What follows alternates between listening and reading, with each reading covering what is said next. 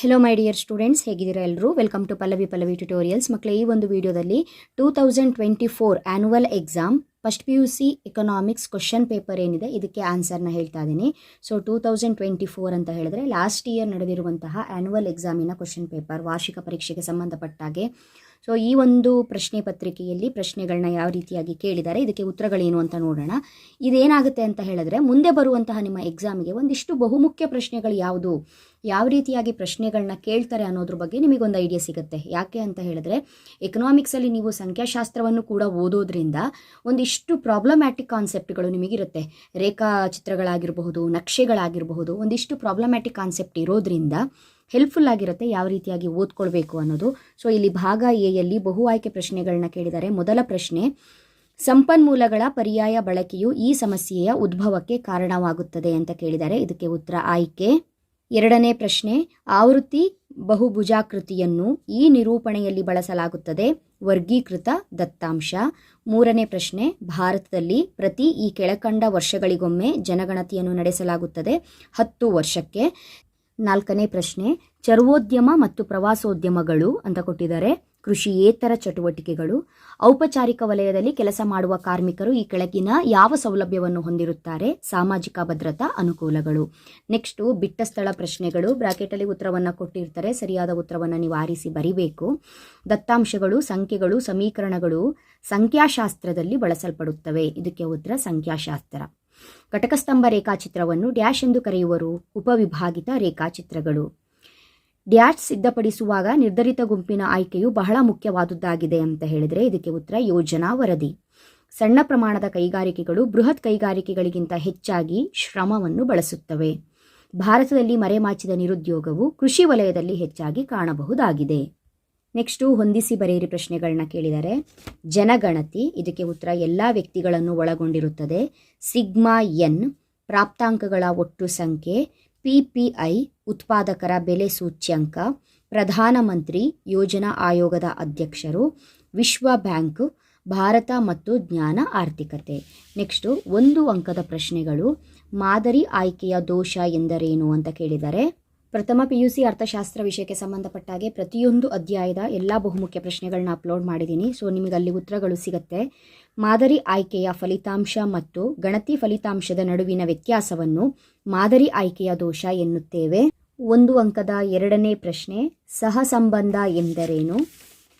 2 ಅಥವಾ 2ಕ್ಕಿಂತ ಹೆಚ್ಚಿನ ಚಲಕಗಳ ನಡುವಿನ ಸಂಬಂಧವನ್ನು ಸಂಖ್ಯಾಶಾಸ್ತ್ರೀಯವಾಗಿ ಪರೀಕ್ಷಿಸುವ ಸಾಧನವೇ ಸಹಸಂಬಂಧ.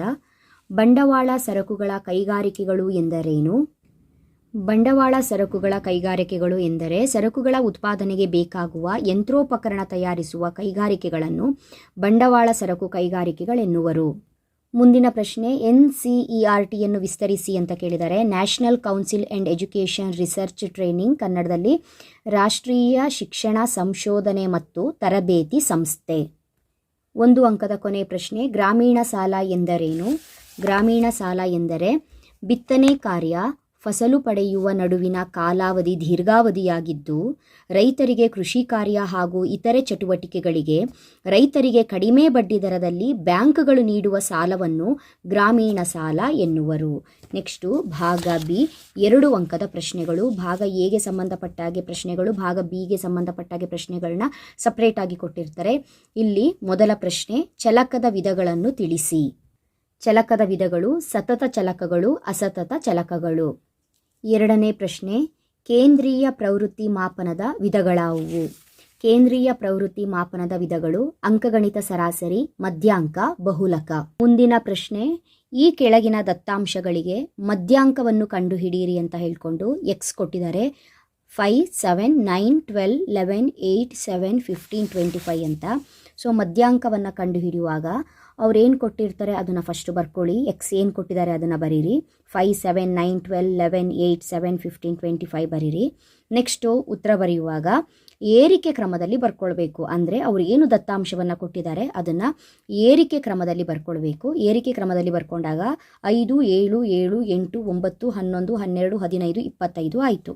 ಏರಿಕೆ ಕ್ರಮದಲ್ಲಿ ಬರೆದುಕೊಂಡ ನಂತರ ಇದಕ್ಕೆ ಒಂದು ಸೂತ್ರವನ್ನು ಹಾಕಬೇಕು. ಮಧ್ಯಾಂಕವನ್ನು ಕಂಡುಹಿಡಿಯುವ ಸೂತ್ರ. ಮಧ್ಯಾಂಕ, median is equal n+1 divided by 2, n+1 ಭಾಗಿಸು 2. n ಅಂತ ಹೇಳಿದ್ರೆ ಟೋಟಲ್ ನಂಬರ್ ಎಷ್ಟಿದೆ ನೋಡಬೇಕು. 1 2 3 4 5 6 7 8 9 ಅಂದರೆ 9 ನಂಬರ್ಸ್ ಇದೆ. ಎನ್ನಿಗೆ 9 ಹಾಕಿ ಪ್ಲಸ್ 1ಗೆ ಇಲ್ಲಿರೋ 1ಗೆ 1 ಬರೀರಿ, ಡಿವೈಡೆಡ್ ಬೈ 2 ಫಾರ್ಮುಲಾದಲ್ಲಿರುವ 2ನೇ ಹಾಕಿ. ಅವಾಗ 9 + 1 10 ಆಯಿತು, 10/2 ಆಯಿತು. 2 ಇಂದ 10 ಡಿವೈಡ್ ಮಾಡಿದಾಗ ಭಾಗಿಸಿದಾಗ ನಮಗೆ ನಂಬರ್ ಬರೋದು 5 ಅಂತ ಹೇಳಿದ್ರೆ 5ನೇ ಮೌಲ್ಯ ಮಧ್ಯಾಂಕ ಆಗಿರುತ್ತೆ. ಕೊಟ್ಟಿರೋದ್ರಲ್ಲಿ 5ನೇ ಮೌಲ್ಯ ಯಾವುದು ಅಂತ ನೋಡಿ. 1 2 3 4 ಇದು 9 5ನೇ ಮೌಲ್ಯ ಆಗಿದೆ. ಹಾಗಾಗಿ ಉತ್ತರ ಮಧ್ಯಾಂಕ 9. 2 ಅಂಕದ ಮುಂದಿನ ಪ್ರಶ್ನೆ. ಈ ಕೆಳಗಿನವುಗಳಲ್ಲಿ ಯಾವ ರೀತಿಯ ಸಹಸಂಬಂಧವಿದೆ? ತರಕಾರಿ ಉತ್ಪಾದನೆ ಮತ್ತು ಬೆಲೆ, ತಾಪಮಾನ ಮತ್ತು ಐಸ್ ಕ್ರೀಮ್ಗಳ ಮಾರಾಟ ಅಂತಿದೆ. ತರಕಾರಿ ಉತ್ಪಾದನೆ ಮತ್ತು ಬೆಲೆಯಲ್ಲಿ ಋಣಾತ್ಮಕ ಸಹಸಂಬಂಧ ಇದೆ. ತಾಪಮಾನ ಮತ್ತು ಐಸ್ ಕ್ರೀಮ್ಗಳ ಮಾರಾಟದಲ್ಲಿ ಧನಾತ್ಮಕ ಸಹಸಂಬಂಧವಿದೆ. ತರಕಾರಿಗೂ ಬೆಲೆಗೂ ಋಣಾತ್ಮಕ ಸಹಸಂಬಂಧ, ತಾಪಮಾನ ಮತ್ತು ಐಸ್ ಕ್ರೀಮಿಗೆ ಧನಾತ್ಮಕ ಸಹಸಂಬಂಧ. ನೆಕ್ಸ್ಟು ಮುಂದಿನ ಪ್ರಶ್ನೆ. ಯೋಜನೆಯನ್ನು ಅಭಿವೃದ್ಧಿಪಡಿಸುವಲ್ಲಿ ಮೊದಲ 4 ಹಂತಗಳನ್ನು ಬರೆಯಿರಿ. ಸಂಖ್ಯಾತ್ಮಕ ಸಾಧನಗಳ ಉಪಯೋಗ ಈ ಅಧ್ಯಾಯದಲ್ಲಿ ಕೇಳಿರುವಂತಹ ಪ್ರಶ್ನೆ. ಯೋಜನಾ ತಯಾರಿಕೆಯಲ್ಲಿ ಅಥವಾ ಯೋಜನೆಯ ಅಭಿವೃದ್ಧಿಯಲ್ಲಿರುವಂತಹ ಮೊದಲ 4 ಹಂತಗಳನ್ನು ಬರಿಬೇಕು. ಸಮಸ್ಯೆ ಅಥವಾ ಅಧ್ಯಯನ ಪ್ರದೇಶವನ್ನು ಗುರುತಿಸುವುದು ಮೊದಲ ಹಂತ. ಉದ್ದೇಶಿತ ಗುಂಪಿನ ಆಯ್ಕೆ, ದತ್ತಾಂಶಗಳ ಸಂಗ್ರಹ, ದತ್ತಾಂಶಗಳ ಸಂಘಟನೆ ಮತ್ತು ನಿರೂಪಣೆ, ವಿಶ್ಲೇಷಣೆ ಮತ್ತು ವ್ಯಾಖ್ಯಾನ, ಉಪಸಂಹಾರ. 6 ಪಾಯಿಂಟ್ಗಳಿದೆ. ಮೊದಲ 4 ಪಾಯಿಂಟ್ಗಳನ್ನು ಬರಿಬೇಕು. ನೆಕ್ಸ್ಟು ಭಾಗ ಬಿಗೆ ಸಂಬಂಧಪಟ್ಟಾಗೆ 2 ಅಂಕದ ಪ್ರಶ್ನೆಗಳು. ನೇರ ಮತ್ತು ಪರೋಕ್ಷ ತೆರಿಗೆಗಳಿಗೆ ಉದಾಹರಣೆ ಕೊಡಿ ಅಂತ ಕೇಳಿದರೆ, ನೇರ ತೆರಿಗೆ, ವೈಯಕ್ತಿಕ ಆದಾಯ ತೆರಿಗೆ, ಸಂಪತ್ತಿನ ತೆರಿಗೆ ಉದಾಹರಣೆ. ಪರೋಕ್ಷ ತೆರಿಗೆಗೆ ಕೇಂದ್ರ ಅಬಕಾರಿ ಸುಂಕ, ಆಮದು ರಫ್ತು ಸುಂಕ. ನೆಕ್ಸ್ಟು 2 ಅಂಕದ 2ನೇ ಪ್ರಶ್ನೆ ಬಿ ವಿಭಾಗಕ್ಕೆ ಸಂಬಂಧಪಟ್ಟಾಗೆ. ಒಂದು ದೇಶದ ಶೈಕ್ಷಣಿಕ ಸಾಧನೆಯ ಸೂಚಕಗಳಾವುವು? ಒಂದು ದೇಶದ ಶೈಕ್ಷಣಿಕ ಸಾಧನೆಯ ಸೂಚಕಗಳು ವಯಸ್ಕರ ಸಾಕ್ಷರತಾ ದರ, ಪ್ರಾಥಮಿಕ ಶಿಕ್ಷಣ ಪೂರ್ಣಗೊಳಿಸಿದ ದರ, ಯುವ ಸಾಕ್ಷರತಾ ದರ. ಇದು ಒಂದು ದೇಶದ ಶೈಕ್ಷಣಿಕ ಸಾಧನೆಯ ಸೂಚಕಗಳು. ನೆಕ್ಸ್ಟು ಮುಂದಿನ ಪ್ರಶ್ನೆ. ಲೇವಾದೇವಿಗಾರರು ಗ್ರಾಮೀಣ ರೈತರನ್ನು ಹೇಗೆ ಶೋಷಿಸುತ್ತಿದ್ದರು? ಲೇವಾದೇವಿ ವ್ಯವಹಾರಗಾರರು ಗ್ರಾಮೀಣ ರೈತರಿಗೆ ಸಾಲ ನೀಡುತ್ತಿದ್ದಾಗ ಸಾಲದ ಹಣದ ಮೇಲೆ ಅಧಿಕ ಬಡ್ಡಿ ವಿಧಿಸುತ್ತಿದ್ದರು, ಸಾಲದ ಲೆಕ್ಕ ತಿರುಚುತ್ತಿದ್ದರು. ರೈತರು ಸದಾ ಸಾಲದ ಸುಳಿಯಲ್ಲಿರುವಂತೆ ಮಾಡುವ ಮೂಲಕ ಅವರನ್ನು ಶೋಷಿಸುತ್ತಿದ್ದರು. ನೆಕ್ಸ್ಟು ಮುಂದಿನ ಪ್ರಶ್ನೆ. ನಮ್ಮ ದೇಶದ ಪರಿಸರಕ್ಕೆ ಬೆದರಿಕೆಯೊಡ್ಡುವ 2 ಅಂಶಗಳನ್ನು ಬರೆಯಿರಿ ಹಾಗೂ ಪರಿಸರದ 4 ಕಾರ್ಯಗಳನ್ನು ಬರೆಯಿರಿ. ಇದು 2 ಪ್ರಶ್ನೆ ಕೂಡ ಪರಿಸರ ಮತ್ತು ಸುಸ್ಥಿರ ಅಭಿವೃದ್ಧಿ ಅಧ್ಯಾಯ ಏನಿದೆ ಇದರಲ್ಲಿ ಕೇಳಿರುವಂಥದ್ದು 2 ಪ್ರಶ್ನೆ. ನಮ್ಮ ದೇಶದ ಪರಿಸರಕ್ಕೆ ಬೆದರಿಕೆಯೊಡ್ಡುವ ಅಂಶಗಳು: ಬಡತನ ಪ್ರೇರಿತ ಅಂಶಗಳಿಂದಾಗುವ ಪರಿಸರ ಅವನತಿ, ವೈಭವೋಪೇತ ಜೀವನ ಸಂಸ್ಕೃತಿ, ತೀವ್ರ ಕೈಗಾರಿಕೆಗಳಿಂದಾಗುತ್ತಿರುವಂತಹ ಮಾಲಿನ್ಯಗಳು. ಇದು ಬೆದರಿಕೆಯೊಡ್ಡುವಂತಹ ಅಂಶಗಳು. ಅದೇ ರೀತಿಯಾಗಿ ಇದೇ ಅಧ್ಯಾಯದಲ್ಲಿ ಇನ್ನೊಂದು ಪ್ರಶ್ನೆಯನ್ನು ಕೇಳಿದರೆ, ಪರಿಸರದ 4 ಕಾರ್ಯಗಳನ್ನು ಹೆಸರಿಸಿ ಅಂತ. ಪರಿಸರವು ತ್ಯಾಜ್ಯವನ್ನು ಹೀರಿಕೊಳ್ಳುತ್ತದೆ, ಸಂಪನ್ಮೂಲಗಳನ್ನು ಪೂರೈಸುತ್ತದೆ, ಪರಿಸರವು ಮನಸ್ಸಿಗೆ ಮುದ ನೀಡುವ ಸೌಂದರ್ಯವನ್ನು ಒದಗಿಸುತ್ತದೆ, ಜೀವ ವೈವಿಧ್ಯತೆ ಮತ್ತು ಅನುವಂಶೀಯತೆಯ ಮುಂದುವರಿಕೆಗೆ ಅವಕಾಶ ಒದಗಿಸುತ್ತದೆ. 2 ಅಂಕದ ಕೊನೆ ಪ್ರಶ್ನೆ. ಸ್ವತಂತ್ರ ಸೂಚಕದ ಅರ್ಥ ಬರೆಯಿರಿ. ಸ್ವತಂತ್ರ ಸೂಚಕದ ಅರ್ಥ: ಭಾರತ ಹಾಗೂ ಅದರ ನೆರೆ ರಾಷ್ಟ್ರಗಳ ಅಭಿವೃದ್ಧಿಯ ಅನುಭವಗಳ ತೌಲನಿಕ ಅಧ್ಯಯನ ಏನಿದೆ ಈ ಅಧ್ಯಾಯದಲ್ಲಿ ಕೇಳಿರುವಂಥ ಪ್ರಶ್ನೆ. ಒಂದು ರಾಷ್ಟ್ರದಲ್ಲಿನ ಜನರ ನಾಗರಿಕ ಮತ್ತು ರಾಜಕೀಯ ಸ್ವಾತಂತ್ರ್ಯವನ್ನು ಬಿಂಬಿಸುವ ಸೂಚಕಗಳನ್ನು ಸ್ವತಂತ್ರ ಸೂಚಕಗಳು ಎಂದು ಕರೆಯುತ್ತೇವೆ ಅಂತ ಬರೀಬೇಕು. ನೆಕ್ಸ್ಟು ಭಾಗ ಸಿಯಲ್ಲಿ 4 ಅಂಕದ ಪ್ರಶ್ನೆಗಳು. ಇಲ್ಲಿರುವ ಎಲ್ಲ ಪ್ರಶ್ನೆಗಳಿಗೂ ಕೂಡ ನಾನು ಆನ್ಸರ್ನ ಅಪ್ಲೋಡ್ ಮಾಡಿಬಿಟ್ಟಿದ್ದೀನಿ ಆಲ್ರೆಡಿ. ಚಾಪ್ಟರ್ ವೈಸ್ ಇಂಪಾರ್ಟೆಂಟ್ ಕೊಡುವಾಗ ಸಂಖ್ಯಾತ್ಮಕ ಸಾಧನಗಳ ಬಗ್ಗೆ ಒಂದು ಪ್ರಶ್ನೆಯನ್ನು ಕೇಳಿದ್ದಾರೆ, ಲಾಟರಿ ವಿಧಾನದ ಬಗ್ಗೆ ಒಂದು ಪ್ರಶ್ನೆಯನ್ನು ಕೇಳಿದ್ದಾರೆ, ದತ್ತಾಂಶಗಳ ವರ್ಗೀಕರಣದ ಬಗ್ಗೆ ಒಂದು ಪ್ರಶ್ನೆಯನ್ನು ಕೇಳಿದ್ದಾರೆ, ಚದರಿಕೆಯ ಚಿತ್ರವನ್ನು ಬಿಡಿಸಿರಿ ಅಂತ ದತ್ತಾಂಶವನ್ನು ಕೊಟ್ಟಿದ್ದಾರೆ. ಇದು ಕೂಡ ನಾನು ಚದರಿಕೆಯ ಚಿತ್ರ ಅಂತಲೇ ಸಪ್ರೇಟಾಗಿ ಒಂದು ವಿಡಿಯೋನ ಮಾಡಿದ್ದೀನಿ ನೋಡಿ. ಅದೇ ರೀತಿಯಾಗಿ ವಸಾಹತುಶಾಹಿ ಆಳ್ವಿಕೆಯಲ್ಲಿ ಭಾರತದ ಸಂಪತ್ತು ಬಸಿದು ಹೋಯಿತು ಎಂಬುದನ್ನು ಏನೆಂದು ಅರ್ಥೈಸುವಿರಿ? ಬಹುಮುಖ್ಯ ಪ್ರಶ್ನೆ, ಯಾವಾಗಲೂ ಕೂಡ ಬರುವಂಥದ್ದು. ಪಂಚವಾರ್ಷಿಕ ಯೋಜನೆಗಳ ಬಗ್ಗೆ ಒಂದು ಪ್ರಶ್ನೆಯನ್ನು ಕೇಳಿದ್ದಾರೆ, ಇದು ಕೂಡ ಇಂಪಾರ್ಟೆಂಟೇ. ವಿಶ್ವ ವ್ಯಾಪಾರ ಸಂಘಟನೆ ಬಗ್ಗೆ ಕುರಿತು ಟಿಪ್ಪಣಿಯನ್ನು ಬರೆಯುವಂಥದ್ದು. ಭಾರತದಲ್ಲಿ ಮಹಿಳಾ ಶಿಕ್ಷಣವನ್ನು ಉತ್ತೇಜಿಸುವ ಅಗತ್ಯತೆ, ವಿವಿಧ ವಲಯಗಳಲ್ಲಿನ ಆರ್ಥಿಕ ಚಟುವಟಿಕೆಗಳನ್ನು ಪಟ್ಟಿ ಮಾಡಿ, ಪಾಕಿಸ್ತಾನದಲ್ಲಿ ಕಡಿಮೆ ಬೆಳವಣಿಗೆ ಮತ್ತು ಬಡತನ ಮರುಹುಟ್ಟಿಗೆ ಕಾರಣಗಳನ್ನ ನೀಡಿ ಅಂತ ಕೇಳಿದ್ದಾರೆ. ನೆಕ್ಸ್ಟು ಭಾಗ ಡಿಯಲ್ಲಿ 6 ಅಂಕದ ಪ್ರಶ್ನೆಗಳು. 2 ಪ್ರಶ್ನೆಯನ್ನು ಕೊಟ್ಟಿರ್ತಾರೆ, ಕೇವಲ 1 ಪ್ರಶ್ನೆಗೆ ಉತ್ತರವನ್ನು ಬರೀಬೇಕು.